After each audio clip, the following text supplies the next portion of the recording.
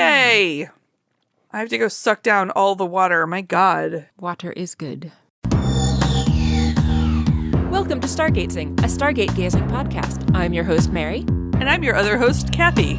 And each week we review an episode of Stargate alternating between SG-1 and Atlantis. Hello. How are you doing? I am fine. How are you? I am also fine. Excellent. How was your event this morning? It was good. There were lots of people at That's the good. No Kings event that I just got home from. Nice.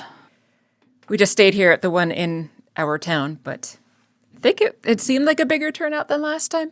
I don't know for sure, but yeah, good turnout. My town does not have one, but there is one in the nearby city later this afternoon. And I'm up in the air about going only because I also have a chorus concert tonight. Yeah. So it just might be a lot. It might. Also, I can't Indeed. chant because I will blow out my voice and I can't do that. I didn't really chant much either because I didn't want to blow out my voice before this. And also, I was fair. But so there were some like high school aged kids handing out little American flags though, so I waved my flag around instead of Cute. shouting. Yeah, I appreciated it. They made me hopeful for the future. That's nice. Indeed. Yeah. How's things elsewhere in life? Busy. Yeah. Still just spending like 12 hours a day working because I'm trying to create this curriculum for that natural disasters class, but Good grief. That is many hours. it's, I don't want to say, I keep thinking that I'm nearing the end, but I'm really not. There's still a lot left this semester, so it's fine. Yeah. After this semester's over, it will be easier. Yeah. Then I'll have grad school round 2, but I won't be Right. writing a curriculum anymore, at least. Right. I always think of after spring break, I'm like, oh, semester's basically over. And I'm like, no, there's so many more weeks left. Yeah, I tend to think of it the same way because, like, there's the winter break for Thanksgiving in fall, and yeah, the semester is pretty much over Yeah. after that, but not so much with spring break. Feels like it should be, but it's only halfway. Right. It'll be okay. Yeah. Indeed. Or so concert you mentioned. What are you singing in your concert this time? I don't We're think I ever singing asked you that. Mahler's Symphony No. 2. I don't So- think I know that one. but- I didn't know it either. Now having listened to it, I think it's amazing. So it's really good. Awesome. And we're only singing in the 5th movement, so it's not like you're missing out on 2 hours of our group singing. It's just the last like 20 minutes or so. Gotcha. Yeah. Yeah, so concert Excellent. and juror. I am a juror. Ugh. Verger. A ruger. This title isn't hard to understand, right? You're not very rural. I know. I should move out to like Granby or something, and Yes. then I can be the rural juror. Yeah. The juror. But that's interesting. That was an interesting experience. I've never actually been called in for any kind of questions before. I've Me only neither. ever sat in the room and then gotten sent away. I've gotten the notice a couple times, but I've always like moved recently, so so I've gotten it as forwarded mail twice Nice. and was no longer living in the appropriate district for it either time. Yeah, my brother just moved after his wedding or before his wedding and also just missed out on jury duty for that reason too. I was jealous. It's fine. I don't mind doing it. Except for that I like judging people without consequence instead of with actual consequence. Indeed. But that's okay. You know who else is monstrous? Who else Or is who monstrous? is actually monstrous, I suppose? Who else is actually monstrous? Michael. Are you saying I'm going to deliver this baby? Indeed. Oh, Michael. Yeah. Yeah, Michael is back in this episode. Making his transition from tragic figure to supervillain. Indeed. Rejected by both humans and Wraith. Yep. Origin story of many villains, I think. Indeed. So it seems. What episode is this that we are talking about in this episode? I'm like, what am I forgetting? That's what I was forgetting. This is Stargate Atlantis, Season 3, Episode 19, Vengeance. Indeed. Let's see if this second to last episode of the season is any better than the last penultimate episode that we just watched. Not only penultimate of the season, but of the series over there. It is not as jam-packed, at least. It was not jam-packed at all. Episode starts with a recap. An alien bug bit Shepard. Jules' state is part human and part Eratus bug, but Beckett's weird retrovirus made things way worse, even though it's going to be fine when she eventually takes over his job as head physician. Now Shepard's been bitten and is devolving into an Eratus bug, even though devolving isn't a thing, nor can a single person evolve. And recap. Yay.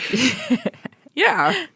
Ronan is trying to teach Rodney how to fight. So they're in their regular workout room.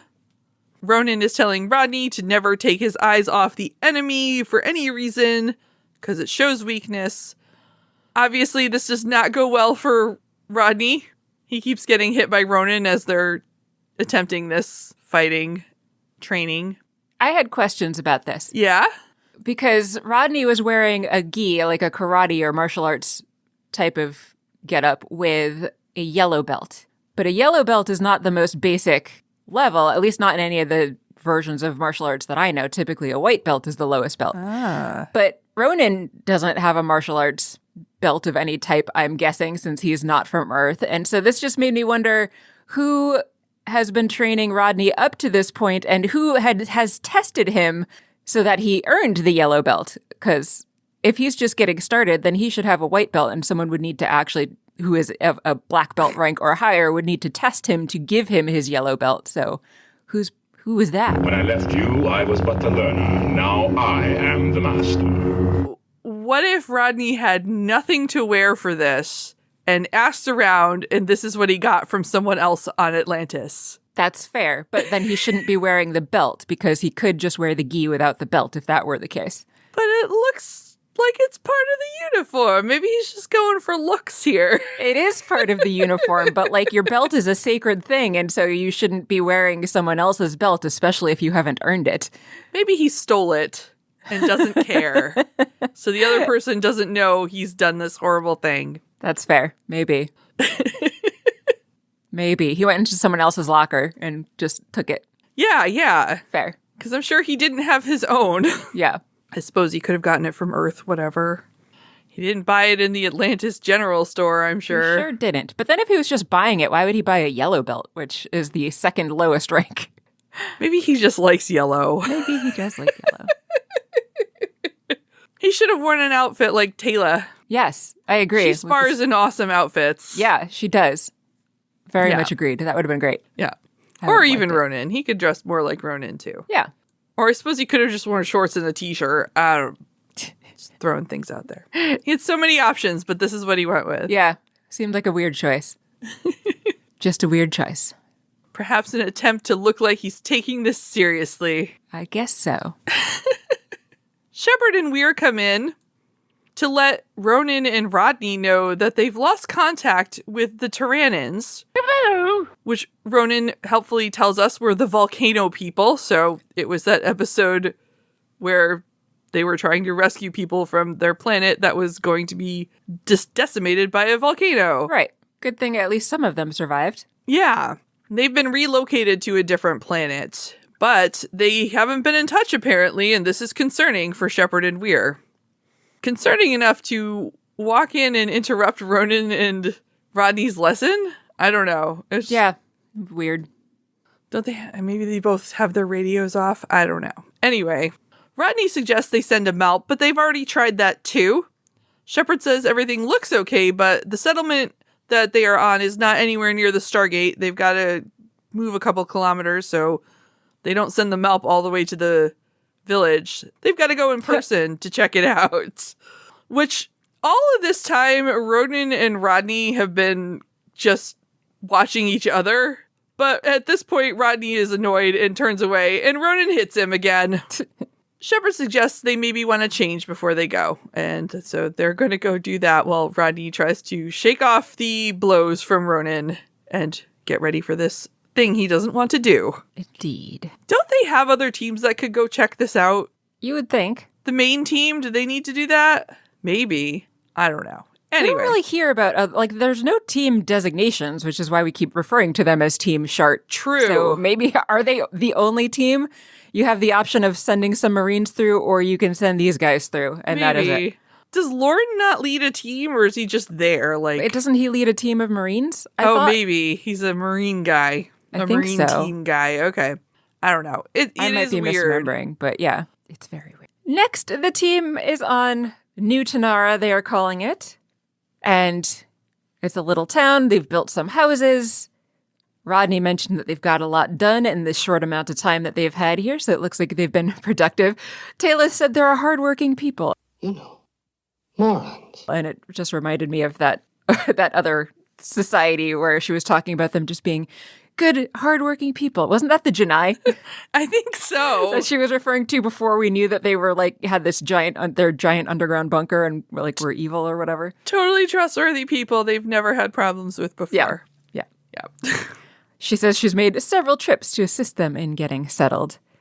They call out to see if there is anybody around, but nobody's answering. There are no people here. It just seems to be abandoned, so that doesn't bode well.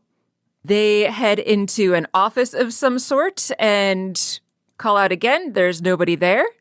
Ronan wonders if maybe they found somewhere better to live, but Taylor doesn't think it's very likely that they would just leave all of their stuff behind. The computers and all kinds of equipment that are just left here. So they're going to take a look at the computers and see if they can figure something out. However, Rodney is checking his scanner while they're working on that and says he has found a life sign, a single life sign, and it is below them, very far below them. Shepard is surprised to hear that they built underground, and Taylor says, well, no, they didn't. But there was a previous civilization living here similar to the Janai. But not the Janai. But not actually the Janai. No, she said similar to the Janai. Janai-like. Yes. In only the tunneling respect, we hope. I guess, hopefully, yes. So they left a bunch of underground passages behind. But the Tyrannans didn't utilize them, she says, despite the fact that those convenient tunnels were there. So who's there? Gotta go figure it out. I don't blame the Tyrannans because these are some dank, dark tunnels. They are. I wouldn't want to spend time there either. No, but that is where we spend the entire rest of the episode. Yes, we do. Wandering tunnels. Yeah, so they head into those dank, dark tunnels. My home. Slimy. My home this is. They turn on flashlights, start to have a look around. Taylor opens the door and finds some sort of cocoon hanging in there. A giant cocoon. This is not like a little caterpillar butterfly situation. Yeah, that doesn't bode well. No. It's sort of orangey green and kind of slimy looking, you know. It's all gross. Jesus, that was credits? That was credits, finally. Wow, I didn't even realize we hadn't done credits I yet. also forgot we hadn't done credits until I just now saw in the transcript that it says credits. I'm like, oh, right, yeah. Yeah. But also worth mentioning that the cocoon was empty. Yes, there was credits. There was nothing in it. Yeah. Which is maybe not so good. Indeed. Maybe. Yeah. After credits, we see Weir checking in with Chucknician to see if Shepard's reported anything yet. I feel like we haven't seen him in a long time. It's been a while, yeah. He says he hasn't heard anything yet, but they haven't been gone very long. So why are you so worried, Weir? That's kind of weird. It is. Like, is it before their check-in time? But that's my impression, yeah. She's got a feeling. Because Chucknician does say when she asked if they've called in yet that it hasn't been very long. So Yeah. that's seems weird. A little strange, but okay, Weir. They dial the gate and radio to Shepard, who is, as we know, underground with his team. She asks him how's it going, and he says he thinks he knows why they lost contact with the Tyrannans, and it is because they're not there. All of them have gone. He reports that Rodney has found a life sign in a tunnel, so that's what they're doing now. They don't think it's human, he says. Because of the cocoon, Taylor adds. The giant cocoon. It hatched, and that's what they're tracking. That's a little alarming to Weir. Quite. She is going to send some backup. Ronan's like, we can handle this. And Weir's like, yeah, I know, but it doesn't hurt to send some Marines. I need Shepard says, all right, fine, you can send the Marines if you feel you need it. And she's like, yeah, I do. So she ends the conversation. Rodney's looking at his beepy thing, which is beeping more. So as the creature gets closer, it beeps faster. Have we seen that before? I think so. I don't really know. I can't remember. Anyway, I was thinking that it's weird that they have this thing that's beeping at them. Maybe they should turn the beeping off. That would make sense if they're trying to be stealthy and sneaking around, yes. Yeah, but that's not what they do. Nope. Rodney says they're about 40 meters from the creature, and it has stopped moving, but they have not, so they're getting closer. Shepard tells them, cool, and if it makes any sudden moves, he wants them to make sure, and then he doesn't say anything because he realizes Ronan is gone. Where has Ronan gone? That seems bad. Ronan has gone into a creepy room. The scary door.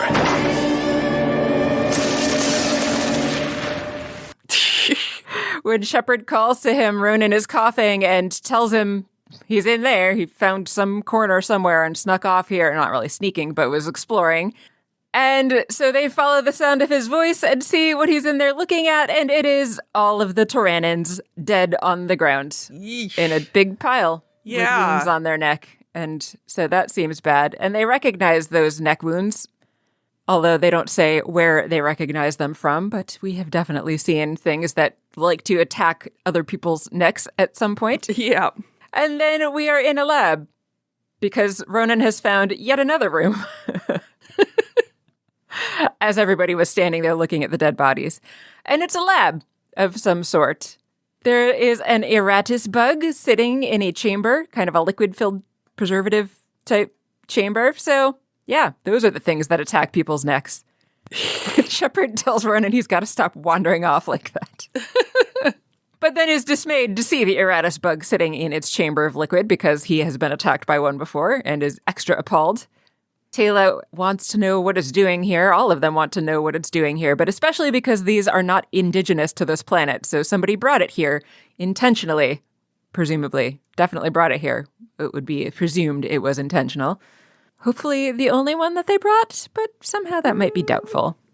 Shepard thinks that it might be a Wraith experiment, which is a pretty good bet, because the Tyrannans certainly didn't do this to themselves. Taylor, though, doesn't sense any Wraith anywhere nearby. And then Rodney's detector starts beeping again more quickly, so their friend is on the move, as he says, and their friend is heading right for them very fast because it must know that they are there. Shepard specifies as Ronan pulls out his weapon that he needs to have it set to stun, which Ronan is not pleased about, but he follows orders anyway. Everybody's standing around, looking around, surrounded by dead bodies and preserved Erratus bugs looking nervous, and then over the radio, someone named Negley. Have we met him before? I didn't recognize him. Yeah. Someone named Negley comes in. He's one of the Marines that was sent to back them up. Shepard whispers back into his radio that, yes, he copies, he reads them. And Negley says that he's going to take his team to the settlement heading north, so Shepard says, great, we're going to meet you there. But now radio silence. Rodney tells them that the thing has stopped. Shepard asks why. Rodney asks, how am I supposed to know? Which I thought was rather amusing. Yeah. So they head out to the tunnel where the thing seems to have stopped. Rodney whispers, it's close. So they keep moving slowly. And then some kind of creature that we don't really see because these tunnels are dark as hell Yes. attacks Ronan. It's a large creature. Yes, it is a very large creature. Not an Erratus bug-sized creature. No, came out of a giant pod kind of creature. Yes. The rest of the team shoots at it, and it gets off Ronan, but it's not dead after all that shooting. Think I'll go for a walk. Ronan takes out a giant knife and cuts off one of its arms, we'll say? Yeah. Yeah. Looks like a weird hand with long purple fingers. Yeah. Bluish fingers. Some kind of cool color. Yeah. So the shooting didn't make it run away, but cutting off its limb did, so it runs off. Yes. In a human-like manner. It's creepy. Yeah. Clearly not human, but with some human traits. No. I wonder from those previews what it could possibly be. Can't possibly know. We check in briefly with Negley. They have gotten to the settlement, and they hear a dart and see a dart. So that seems bad. Conveniently timed dart. Yes. And then the dart sucks them all up, so it didn't end well for the Marines. I guess we didn't really need a name for him necessarily. I don't think we see them again, do we? No. No. I think we only get his name because Shepard actually calls to him to ask if they're still there in the next scene. Yeah. So moving on, in the next scene, we're back with the team underground again. The thing is moving away from them as Rodney is sensing on his scanner. So hopefully losing a chunk of its arm will slow him down, Shepard says. So they're still going to try to follow the thing and track it down and figure out what is going on exactly. Taylor mentions it having a hardened shell on its back, so maybe that's how they were able to shoot it so many times without it having any obvious effect anyway. So Shepard tells Ronan to set his gun back to kill. Shepard tries calling to Negley, but Negley doesn't answer, and Rodney reminds him he did say radio silence, but Shepard's still worried despite that. This doesn't seem good. Meanwhile, they're still wandering, following Rodney, who is following his scanner thingy, and he leads them through a doorway. It is a metal door, and it goes into a room that is full of cocoons. Lots of very large cocoons. That seems very bad. Unhatched cocoons. Yes, worth mentioning they are not hatched yet. Yikes. Then we're back on Atlantis. We're getting a good amount of Technician today. We are. I liked it. Yeah, Technician goes to see Weir to let her know they've gotten a transmission from Negley from the settlement checking in. He reports that they reported that Shepard's team were 10 kilometers further inland from the settlement and that Negley and his team are going to meet up with them. He also reports they found the Tyrannins.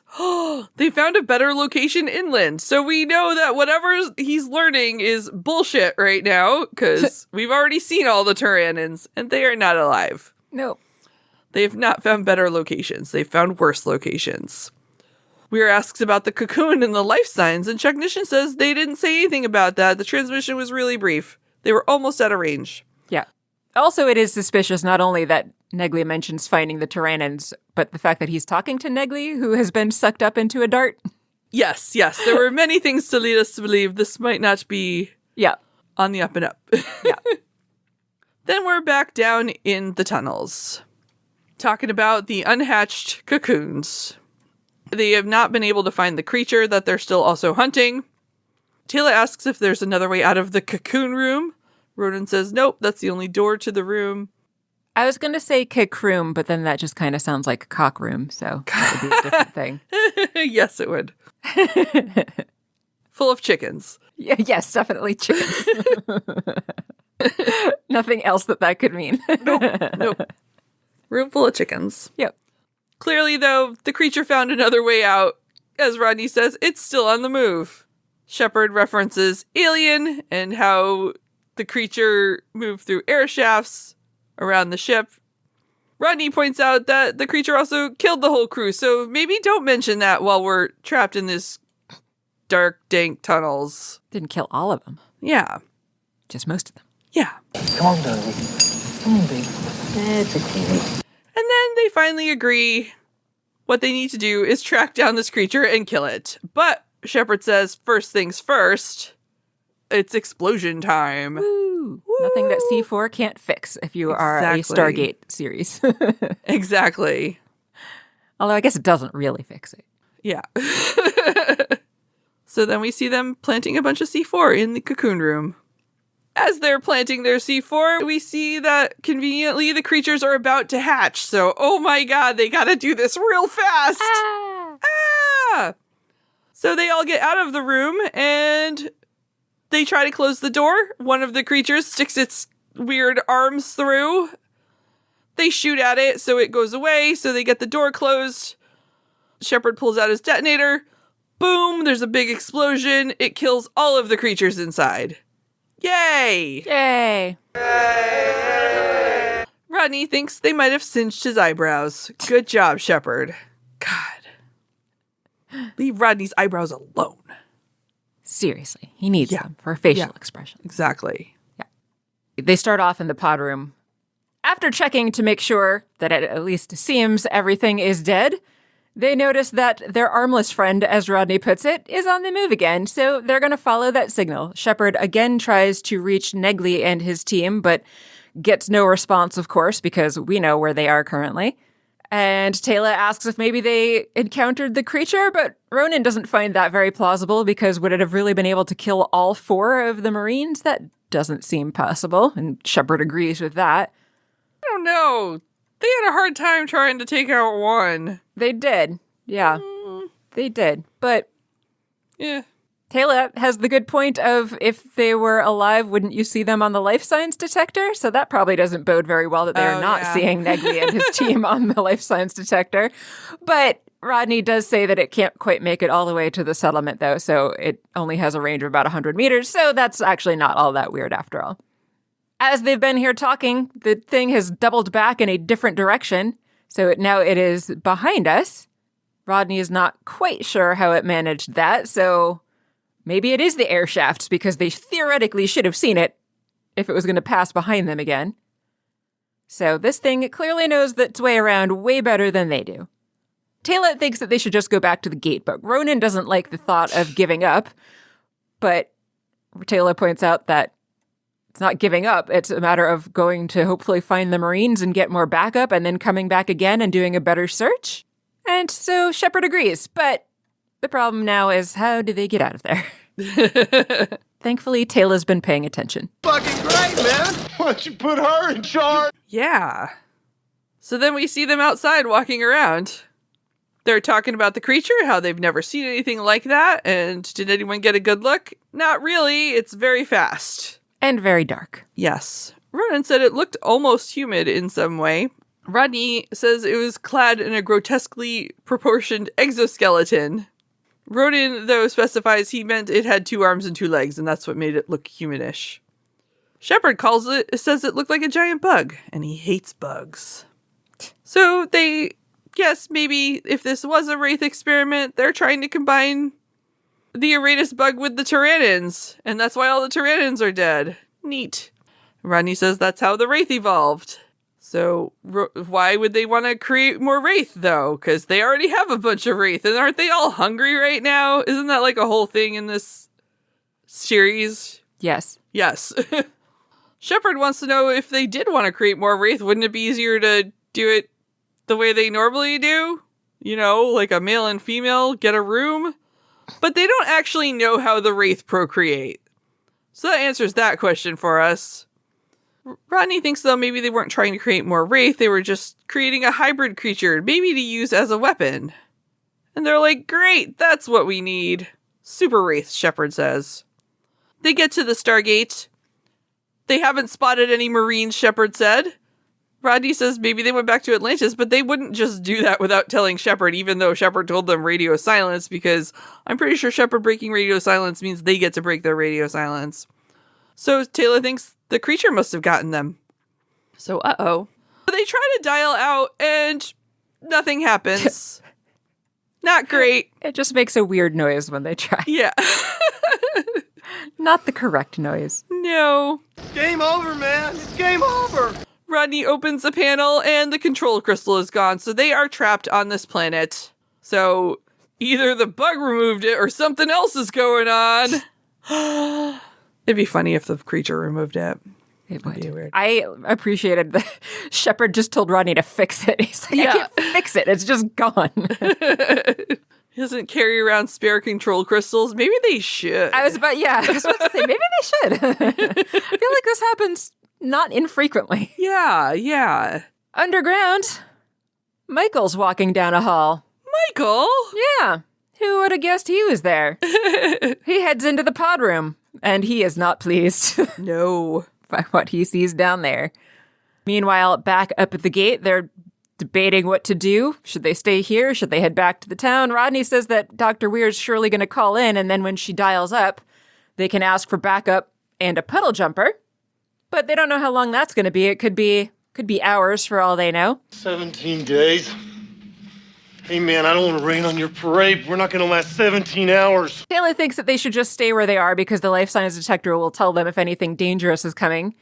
And Rodney agrees with that. But nope, Shepard says they're not leaving the Marines on their own, so they're all going to go back to the settlement instead, even though Ronan also looks skeptical while he's exchanging looks with Taylor, so all of them think they should stay there except for Shepard.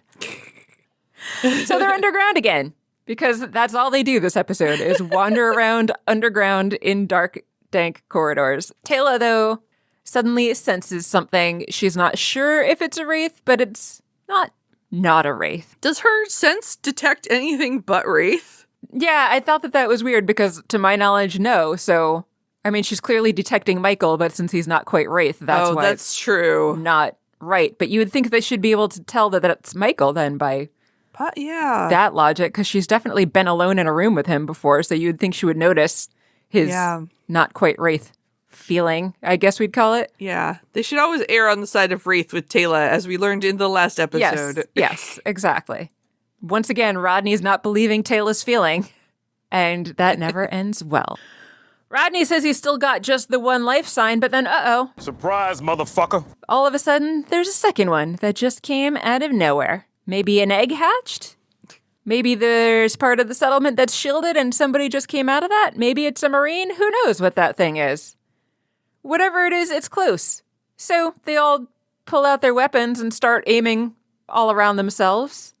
Sneaking down the corridor, looking around corners. They hear a door slam.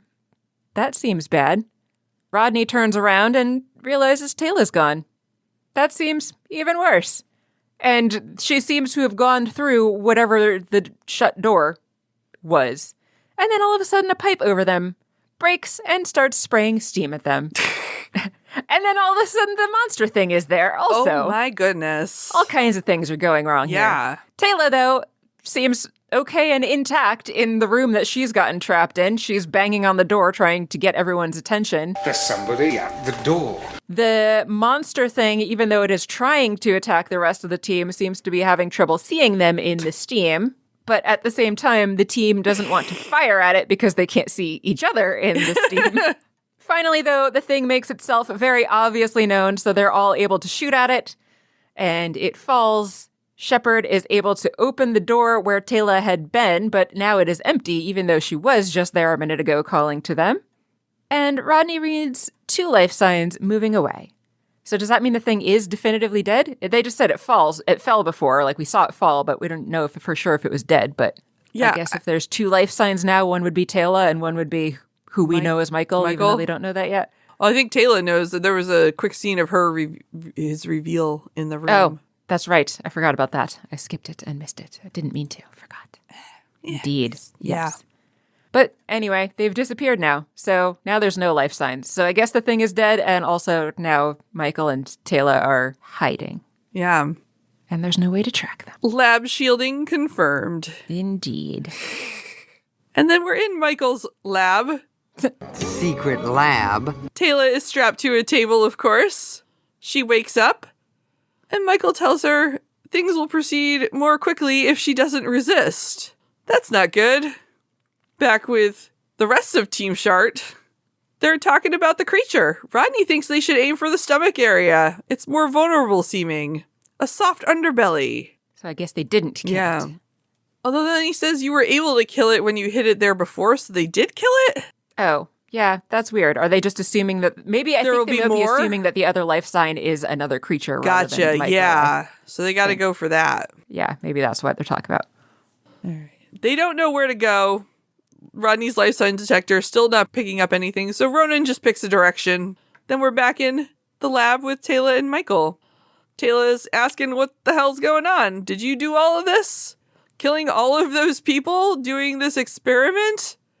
Michael calls it a necessary step in the process. You want to make an omelet, you gotta break some eggs. So she's like, why are you doing this? And he says, remember how you left me to die? I was picked up by a hive ship, but it turns out I'm too human for the wraith, and I'm too wraithy for the human, so I have nothing. I was able to escape the hive ship, and I need to do this to protect myself. which makes no sense. But he is a supervillain. Well, I think the Wraith wanted to kill him, right? Yeah. So I think he's trying to protect himself from them. Yeah, but his army of monsters. His army of monsters. Like, how badly are the Wraith looking for this one guy, though? Like, I don't know. I don't know. Seems like Michael could have gone a different route, but I suppose. But here he is. They looked pretty hard for Ronan, though. True. Taylor says it didn't have to be like this, and you could have lived with us, which is a joke. Why would he want to live with you when, like, you destroyed his life and did all that testing against his will on him without his knowledge? He can't trust you. You could never trust him. What are you saying, Taylor? She's just trying to, like, save herself, I think. Be the peacemaker. Yeah. Always look for the helpers. Michael, though, is like, no, would I have had to live as a human with you continuously erasing my mind? No, thank you. I would like to determine how I live my life, which, good for you, Michael. Except for this whole, murder thing. So he decided to follow in their footsteps and do some experimenting and create a creature more formidable than the Wraith. So he tells her how he did it. You sly dog! You got me monologuing! How he had the bug feeding off all of the people from the village to absorb as much human DNA as possible. That's not how that works. Which killed the humans, of course. And he had to time it perfectly so that the bug then laid an egg soon after, so that the human genetic material could not filter out of its body and make its way into the egg. Definitely not how that works. Then we see him inject serum into the eggs, and the pods begin to grow into those giant cocoons, I guess. Sure. Yeah. He did all sorts of science that I'm not going to talk about. He did go through some mistakes, made some adjustments to this process before he perfected the balance between strength, agility, and resilience. The perfect animal, he says, to do his bidding. Great. And then we see the creature standing in the doorway of the room. Yay. Yay. Creepy giant human bug thing. Yay. Then we're back with the team who are looking for Taylor. They're running around in the halls. They're finding closed metal doors worth mentioning. So seems that this place is on some kind of a lockdown, surely triggered by whatever took Taylor. So all that's bad. Ronan tries shooting at it because that's his solution to everything, but that doesn't do anything to open it. So Ronan asks if Shepard's got any more C4, but we don't get an answer to that because next we are in the lab with Michael again. And he says that he saw the destruction in the incubation room, but of course that wasn't his only experiment going on. There are, of course, other things going on elsewhere on the planet. And this isn't even the only planet. He's conducting this thing all over the place. And soon there's going to be hundreds of these creatures all over the place. And the numbers are just going to keep growing as long as he has people to feed to them. Busy bee. Mm-hmm. I feel like this would put him more on the Wraith radar if he's going through humans that the Wraith need to feed on in order to do this. That would make them turn their attentions more to him to stop him. I don't know. But again, my assumption, what I thought was that he was going to use these to kill any Wraith that try to come after him anyway, so... But what if they came in a giant hive ship and just obliterated him? I don't know. I don't know. I don't know for sure, but that was my impression of why he was doing this. I think Michael so maybe they'd protect him. Isn't thinking completely logically here. What? I know. Hot takes by Kathy. You're never gonna let that go, are you? We're back with Team Shart. I guess they're Team Sure without Taylor there. And yes, of course, Shepard had more C4. They've set it at the door and exploded. Of course, they've all taken cover, and it worked. It has opened it. But Rodney also now sees a serious energy spike. So, seems like there is a shielded section that they have just entered. Ooh. In the lab, Michael, who now sees a red light flashing on one of the panels, says that her friends have come for her.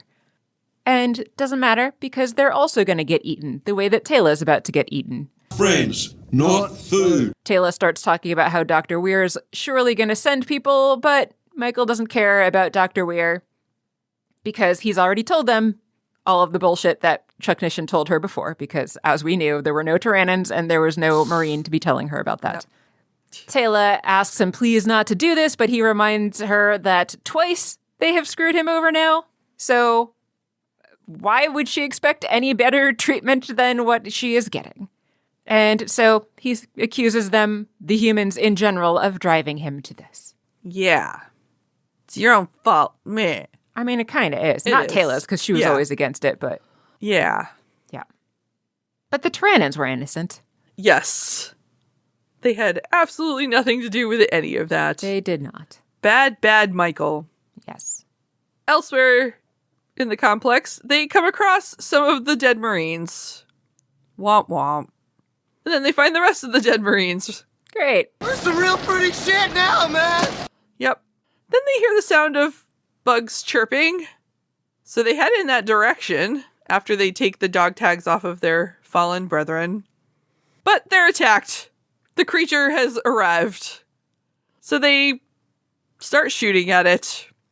Michael hears the commotion and then heads in that direction instead of continuing his experiment. The team seems to have been able to finally kill the bug. It's laying on the ground. Shepard says it's dead. Huzzah! Woo! Woo! Then we're back in Michael's lab where he has placed an Eratus bug on her to start feeding off of her. She starts shouting for Shepard. Unfortunately, the team arrives just in time to kill the bug, get it off of her. Woohoo! She lets them know Michael is behind all of this, and they're like, what? Michael? He's still alive? Crap! Ronan wants to know where he is, but Tayla does not know. He ran away. Shepard says we need a plan. Ronan says the best plan is to kill him. So Ronan starts to head that way, but Shepard says hold on.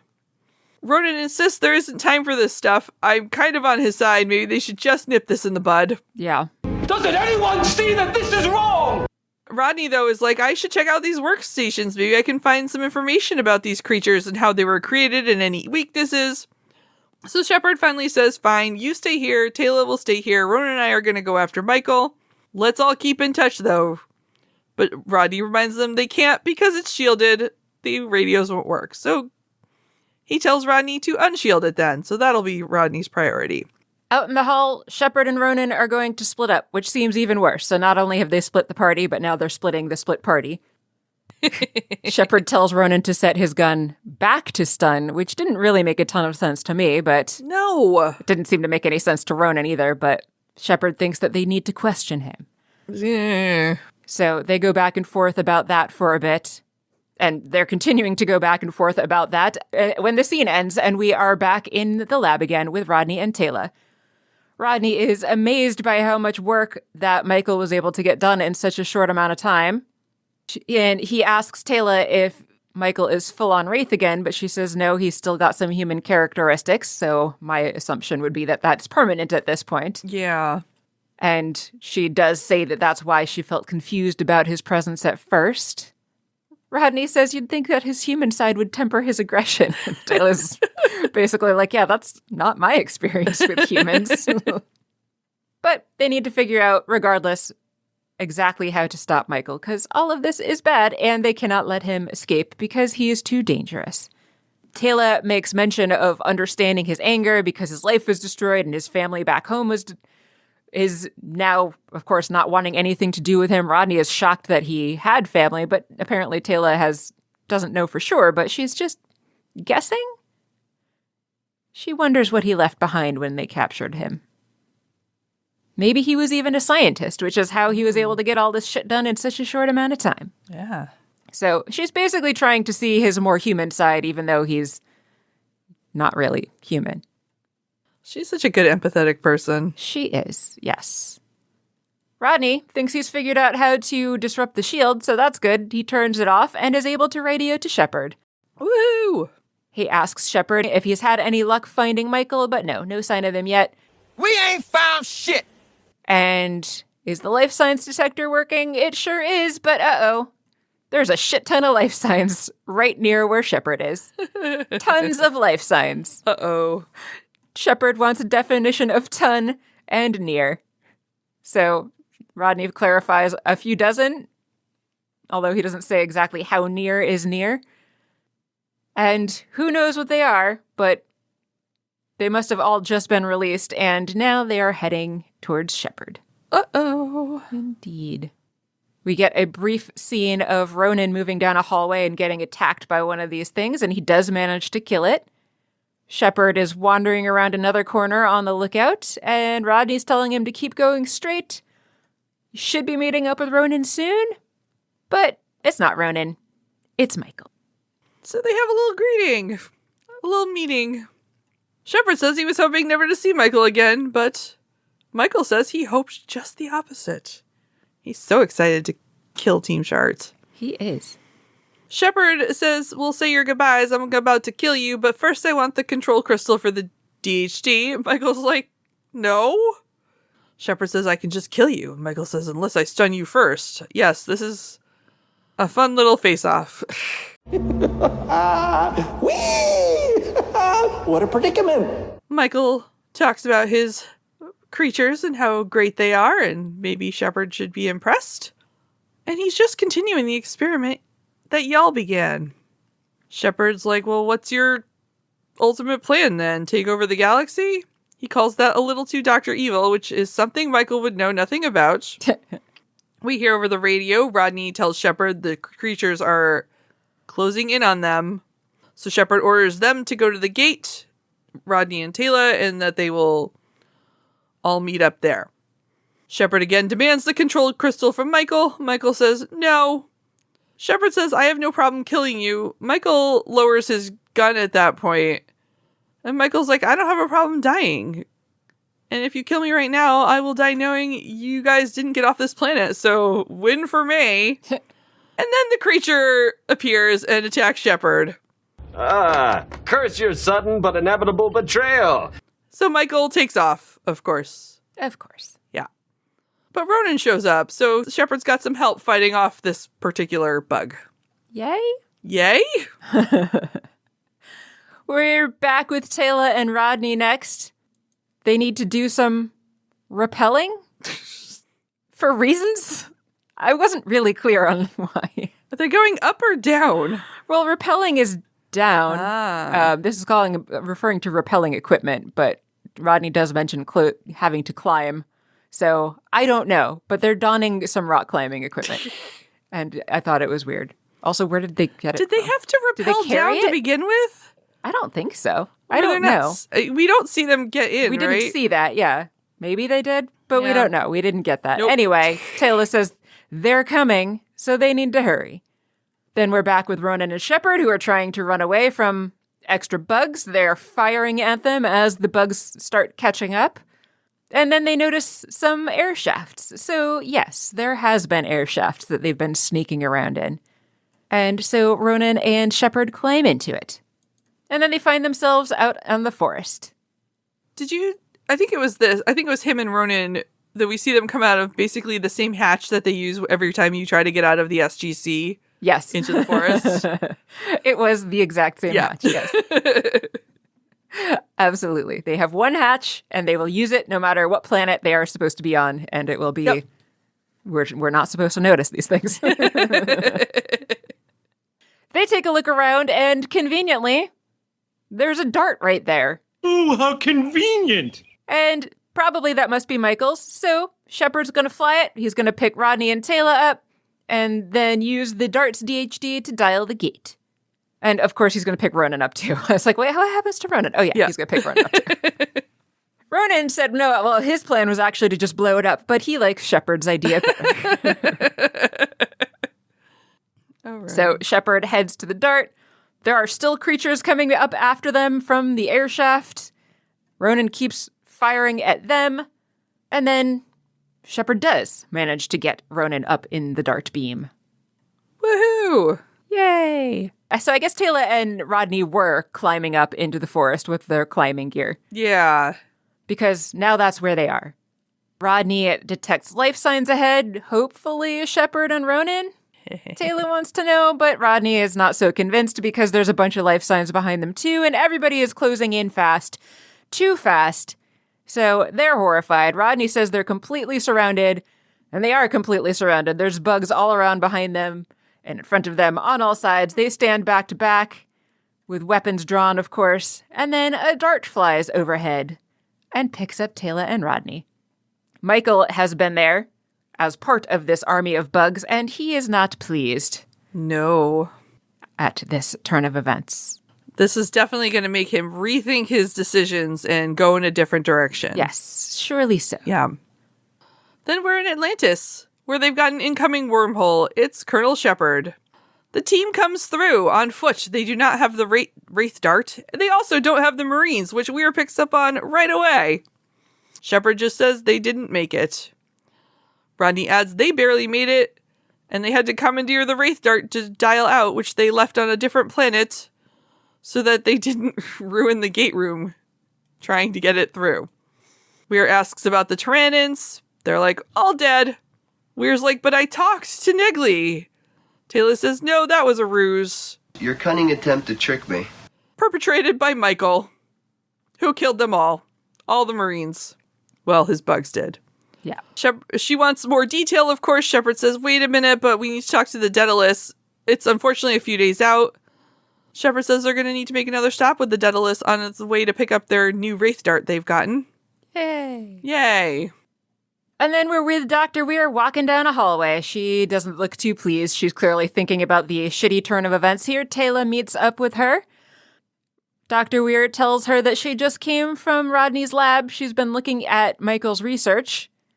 Taylor asks if Rodney was able to figure out how many more of those creatures Michael was able to create. And no, they don't have a specific number, but they do think it is well into the hundreds. So yikes. That is bad. He's got at least 3 other labs similar to that one on other planets, so that seems bad. Taylor is shocked at how quickly he was able to do all of this, both the sciencing and the building of labs.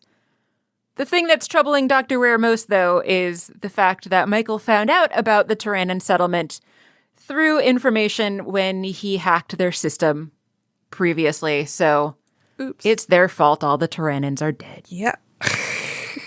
It already was, because they created Michael, but right. It's extra. Yeah. Now it's extra. Yep. And we get one final scene in Weir's office. Shepard comes in to see her.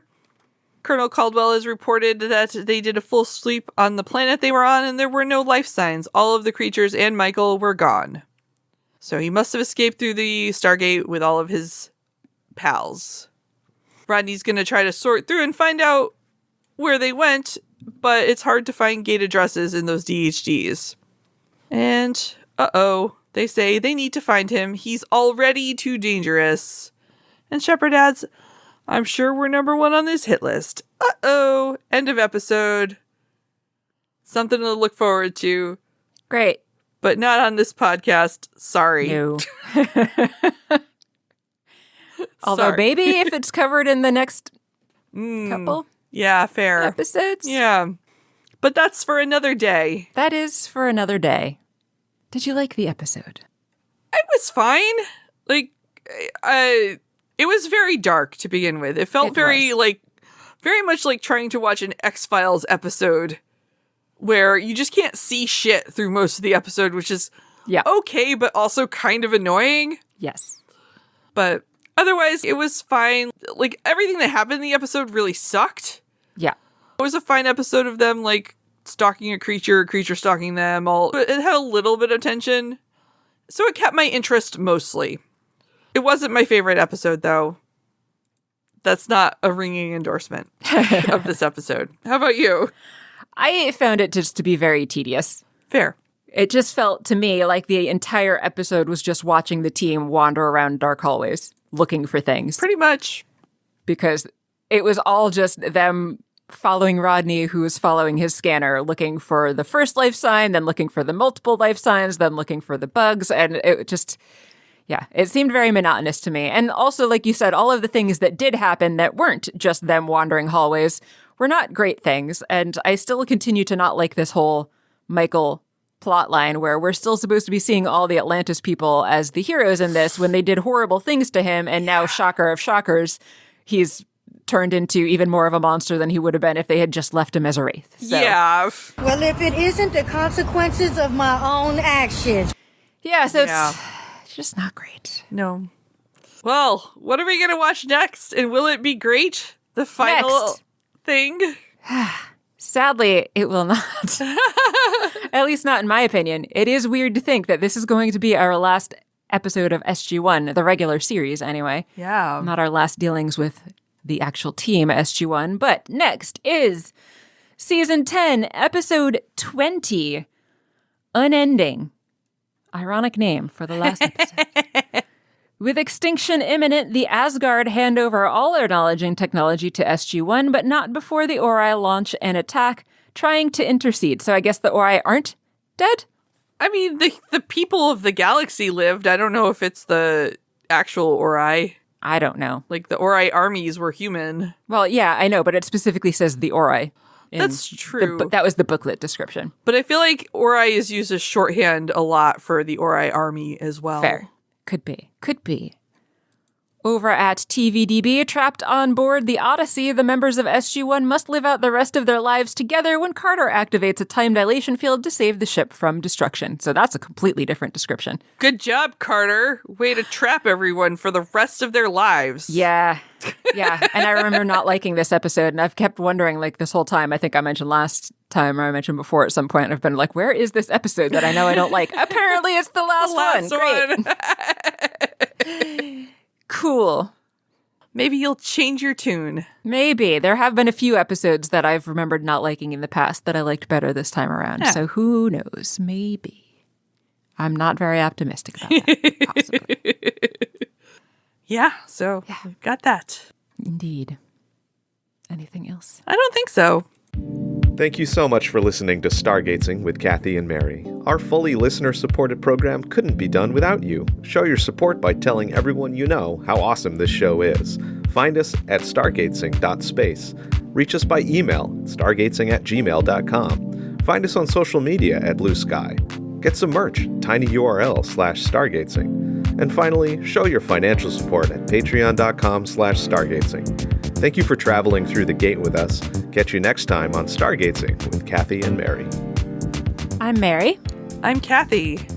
You've been listening to Stargazing, the end. The end.